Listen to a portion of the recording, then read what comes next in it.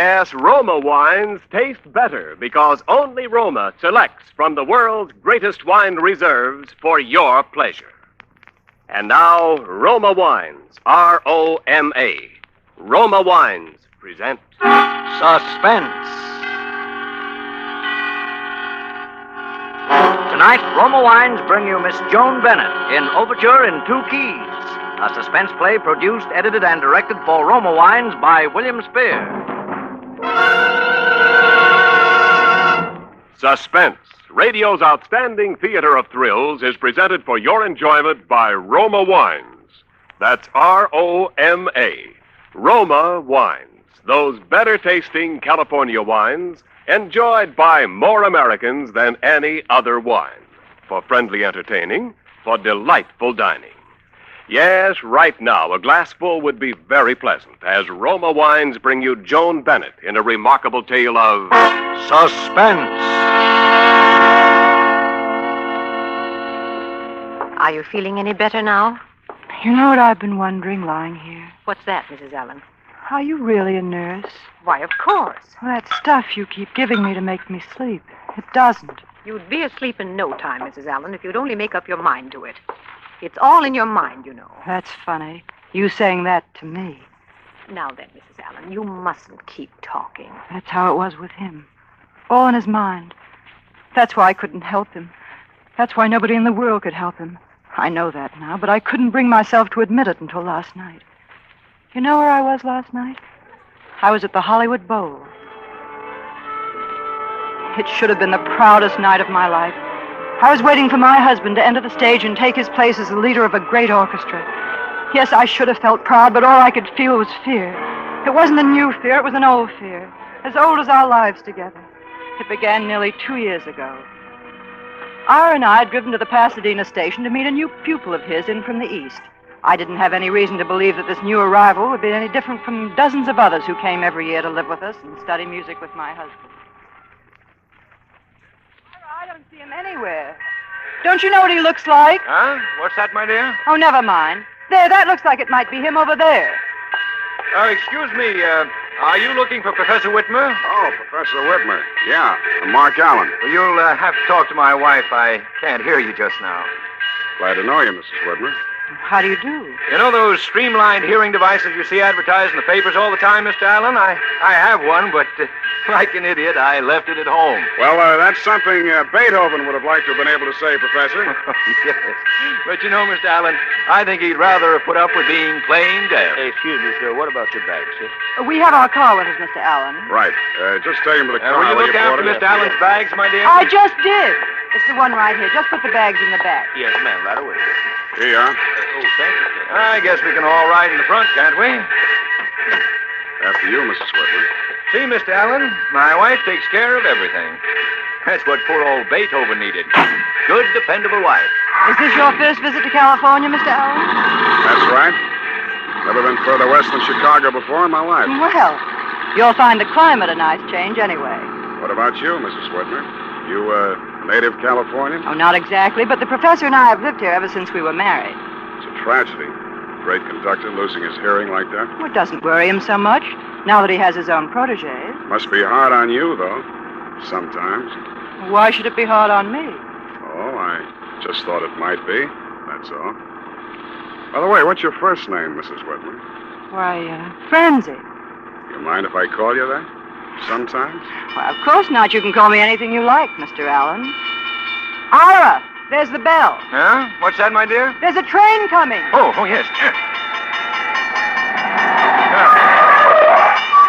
Thank you, my dear.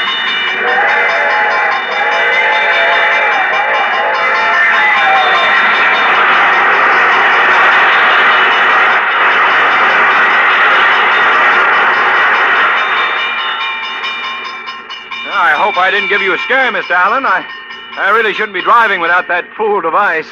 My dear, would you like to drive? You drive. We're almost home now anyway. Is this where we live? Uh-huh. This is Brooksville. Nice little town we live in. Well, I certainly hope you'll enjoy it, Mr. Allen. I'm sure I will, Francie.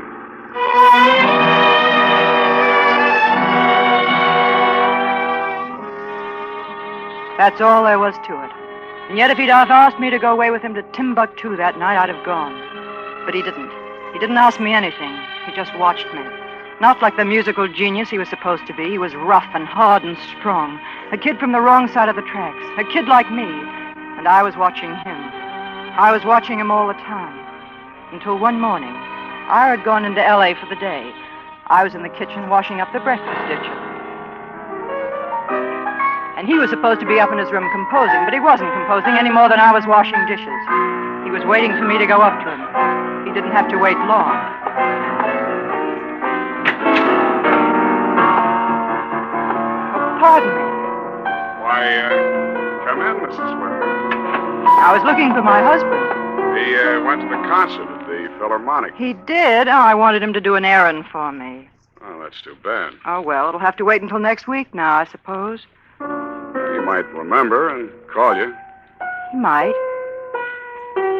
That's nice. What's it called? It's an overture. Overture in 2 keys. Oh. You asked me that before. At breakfast. Remember? Oh, yes, so I did. I'd forgotten. But look at me. Why, the professor would kill me if he caught me wasting your time like this. Maybe that's one reason you waited till he was out of the way. Well. You want to hear the other reason? It's been on your mind ever since that first day at the station. Only you figured you'd wait. Let me make the first move. It's the way a dame always figures. Till she meets the right guy.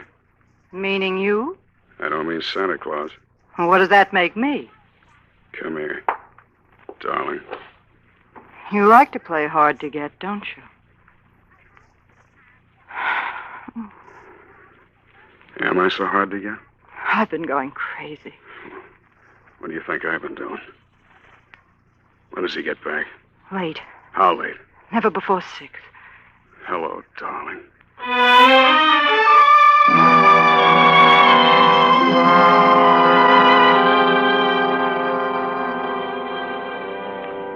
Six o'clock came too soon that night.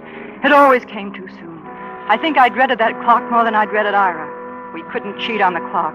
But with Ira, well, taking care of Ira wasn't any problem for an Einstein. But Mark was the one who had to do it. Mark had to fix it so that earphones or no earphones, Ira would be deaf as an adder. Sometimes I couldn't understand why Mark got so upset over that part of it. He used to tell me that I never would understand. I wasn't a musician and I wasn't deaf. Well, anyway, I had plenty of other things to feel bad about. We both did. We were like 2 shipwrecked sailors dying of thirst and all we got to drink was salt water. You can stand that kind of thirst just so long.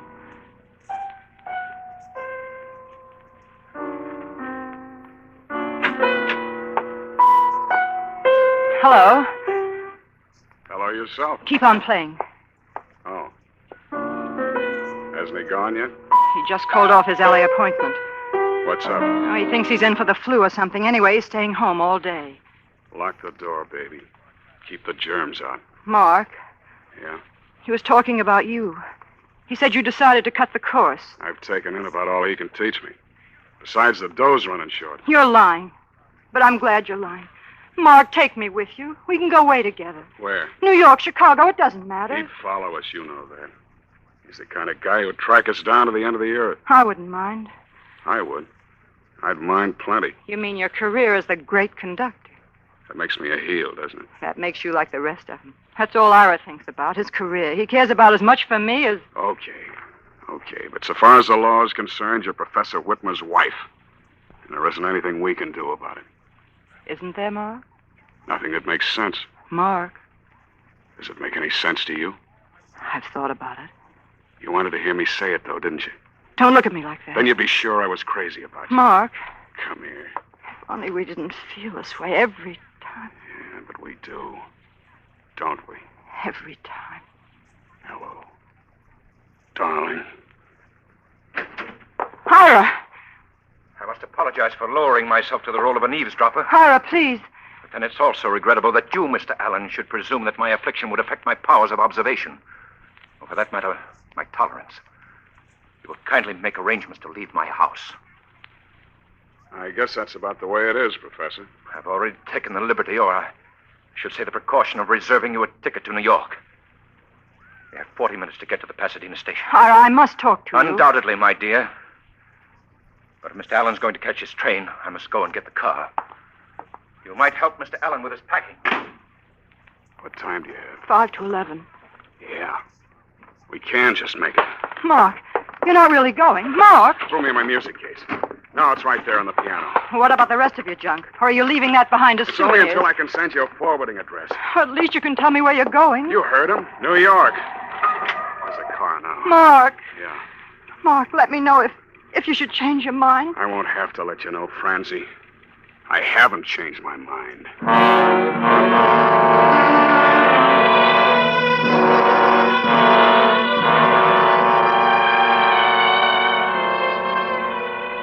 After he left, I remember looking at the alarm clock beside his bed. It said 11 o'clock. Then I thought about what I'd be doing tomorrow at 11 o'clock, and the day after that, and the next week, and the next year. 11 o'clock for all the rest of my life would be the time he walked out of that door. I wanted to cry, but I couldn't. I just sat there listening to the clock. I must have sat without moving for hours. Then I heard the bell. My first thought was that it was Ira.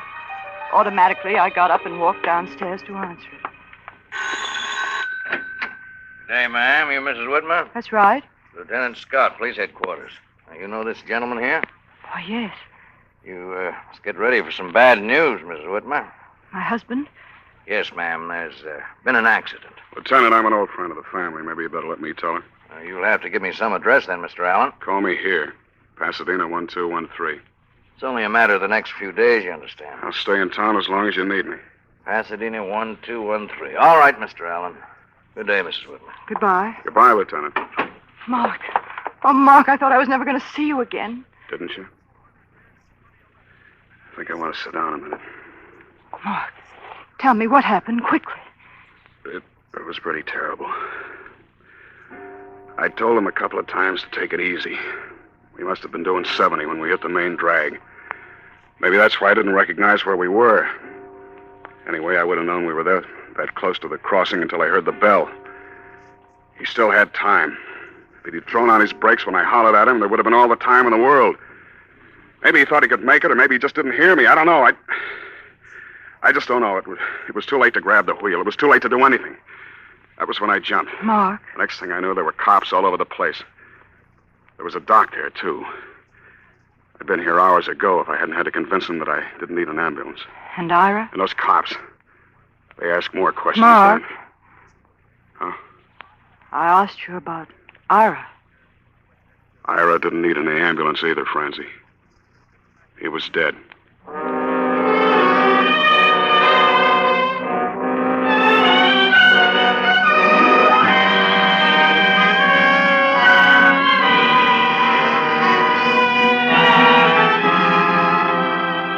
For Suspense, Roma Wines are bringing you Joan Bennett in Overture in 2 keys.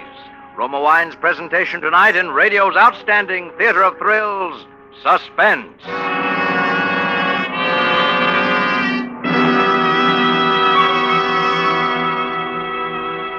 Between the acts of Suspense, this is Ken Niles for Roma Wines. These cold, blustery evenings, there's real pleasure in staying comfortably at home, listening to favorite radio programs, reading by the fireplace, and enjoying the mellow pleasure of a fine Roma wine. Yes, better tasting Roma California wines, sherry, port, or muscatel, add warmth and friendliness to quiet evenings and informal entertaining. And because Roma wines taste better, more Americans enjoy Roma than any other wine. Roma wines taste better because Roma begins with choicest grapes. Then, with patient skill and America's finest winemaking resources, Roma guides these choice grapes unhurriedly to tempting taste perfection. Later, along with Roma wines of years before, this rich grape treasure awaits selection from the world's greatest wine reserves for your pleasure. So share with your friends these better-tasting Roma wines. Insist on Roma, R-O-M-A, Roma wines. And now, Roma Wines bring back to our Hollywood soundstage Joan Bennett as Francie Whitmer, with Howard Duff as Mark Allen in Overture in 2 keys. A tale well calculated to keep you in suspense.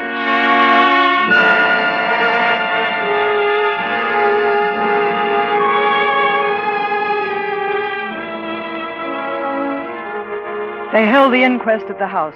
It took the coroner less than 3 minutes to return the verdict. Accidental death.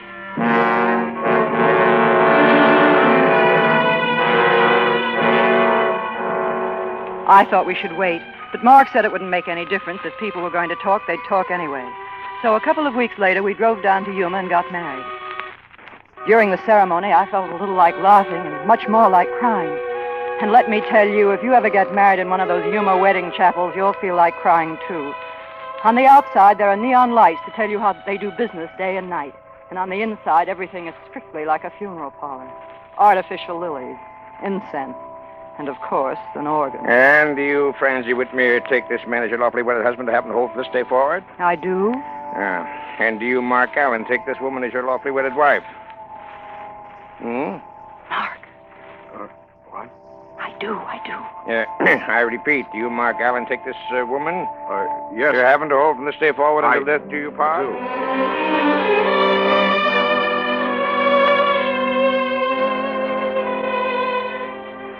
Poor Mark. I kidded him afterwards about fluffing his lines, and he acted very serious about the whole thing and tried to make out that he didn't hear that particular part. Well, I guess every man thinks that those words are written just to make him nervous, and every woman thinks they are written just for her. At least I know I did. At first, we were as happy as any two people could possibly be. And then, it wasn't that anything changed, but I began to worry about Mark. It was as though he were expecting something. Sometimes when he thought I wasn't watching him, it almost seemed as though he were listening for something. A couple of nights ago, we had the party. It was kind of a send-off for Mark's debut at the Bowl. And it was a very Tony affair. All the long hair. You can just imagine my humiliation, Mr. Allen. Right in the middle of Mimi's death scene, too.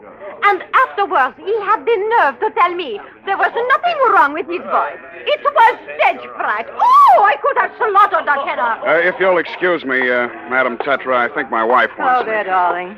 Fine. Can't we get rid of these people? Eventually, I suppose. Here comes Donnelly. Maybe he'll know how to cut it short. Well, it looks like a good party. You see, Miss Allen, you get an important manager, and all the important artists visit your home. Now can you get them all out of my home? Oh, no, you can't disappoint your public, Mark. What about playing something to sort of wind up the evening, eh?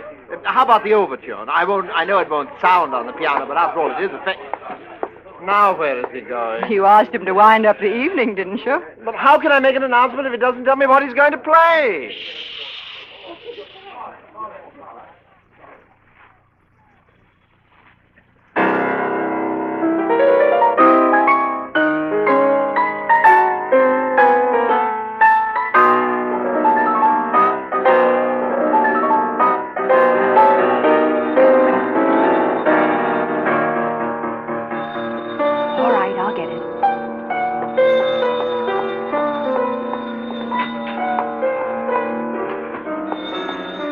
Of course, it wasn't anything important. Phone calls that come at a moment like that never are. It was just someone who wanted to wish Mark good luck tomorrow night.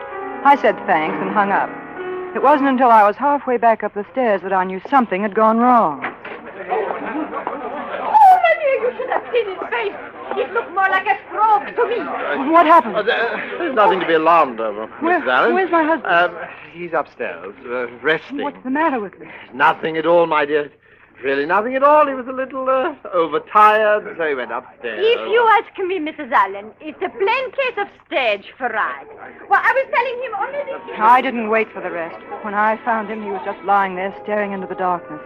I wanted to hold him in my arms and tell him that no matter what, he was my guy. But I didn't. I didn't say a word, and neither did he.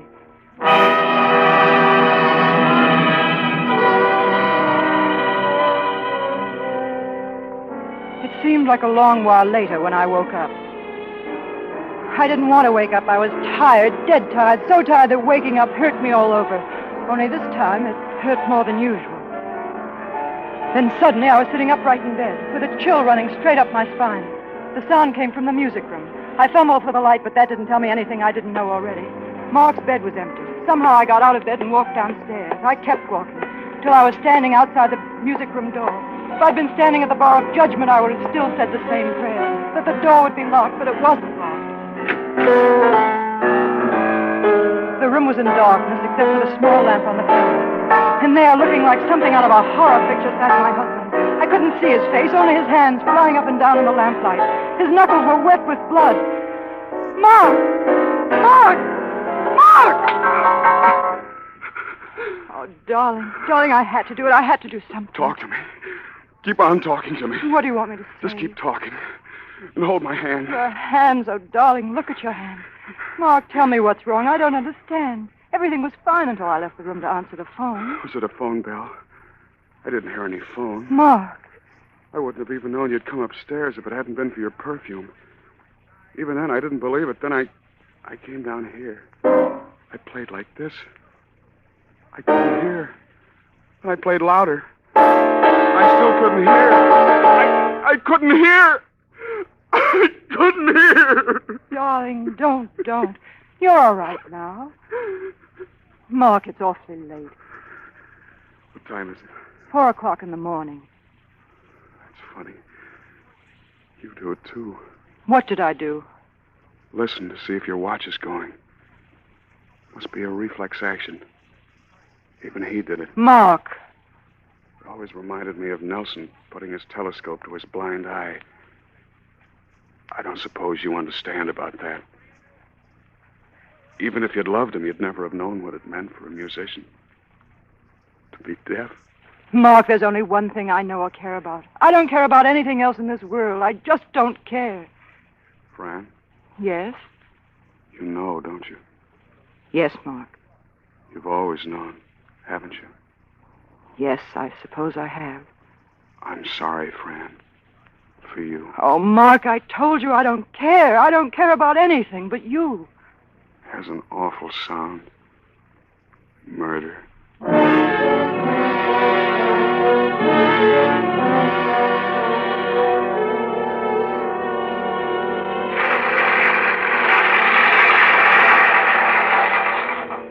As I sat watching him walk across the great stage of the Hollywood Bowl, I wanted to pray, but I knew I hadn't even the right to do that. All I could do was think of what he must be thinking, how he must have timed it to the split second, how he must have snipped the wire on the earphone so Ira wouldn't notice it, how he must have felt when they were coming to the railroad crossing and he heard the warning bell and Ira couldn't. Ira couldn't hear anything. Mark had planned it that way. He had killed my husband because he couldn't hear a little bell.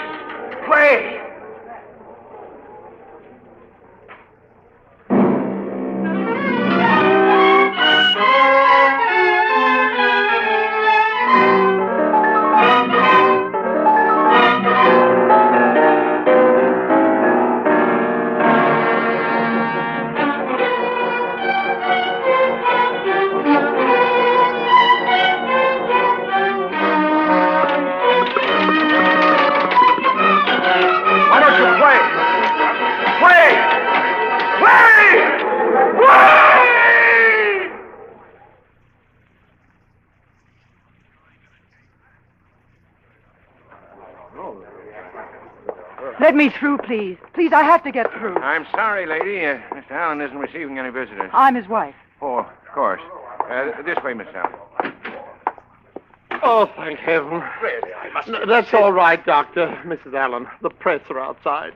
You must talk to them. Mark. I heard the bell. Darling, it's all right. It's all right. I'm here with you. It's me, Francie. Didn't you hear it? It began to ring as I entered the stage. It was the bell.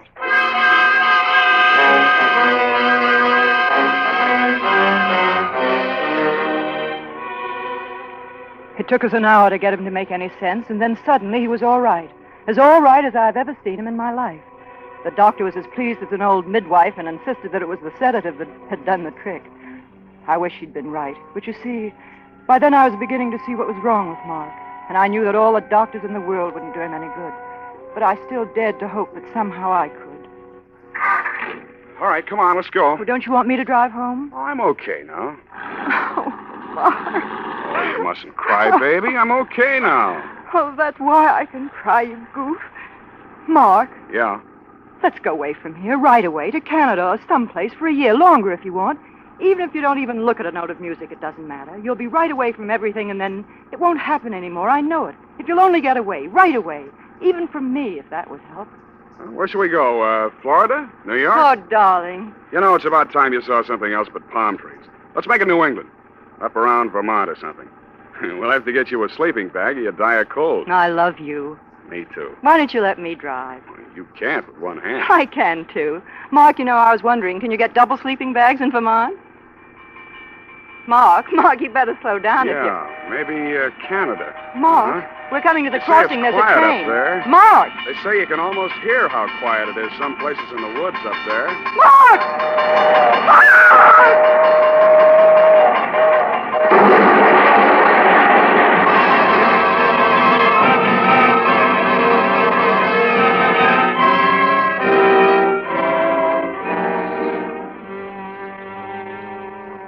That's how the music ended.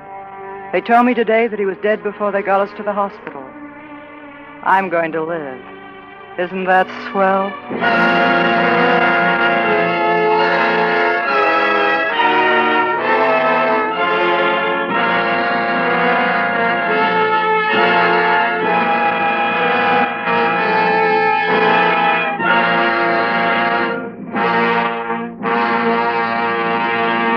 Suspense.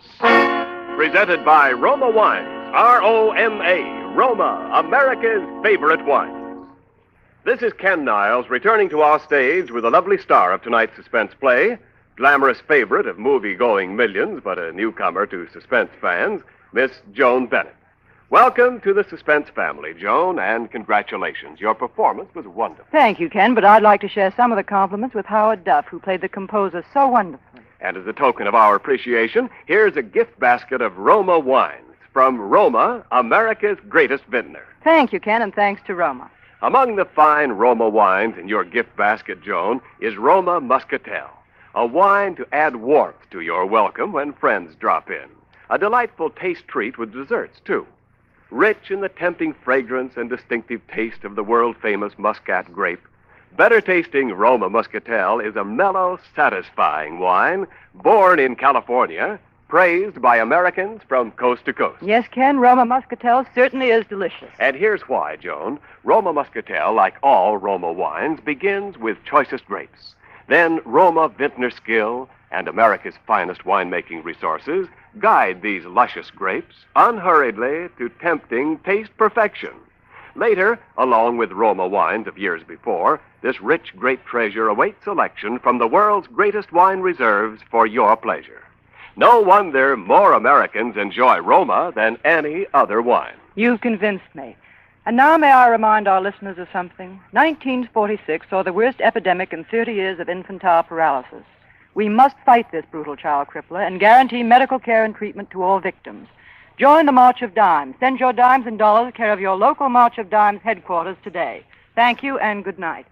Joan Bennett appeared through the courtesy of Diana Productions, producers of The Secret Beyond the Door. Tonight's suspense play was written by Pamela Wilcox and Malvin Wald. Next Thursday, same time, you will hear Roddy McDowell as star of Suspense. Produced and directed by William Spear for the Roma Wine Company of Fresno, California.